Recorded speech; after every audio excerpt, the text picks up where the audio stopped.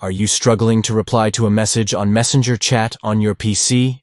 Well, you're in luck because in this video, I'm going to show you just how easy it is to reply to a message using the new update. To begin, open your Messenger account on your PC.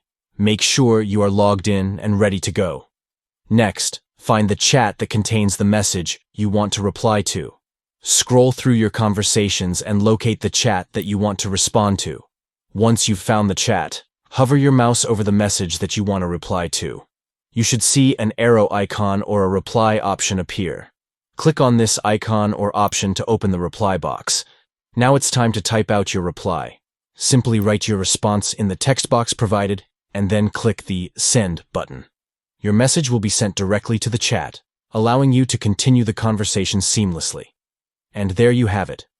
Replying to a message on Messenger chat on your PC is as simple as that. With these easy steps, you'll be able to reply to messages in no time.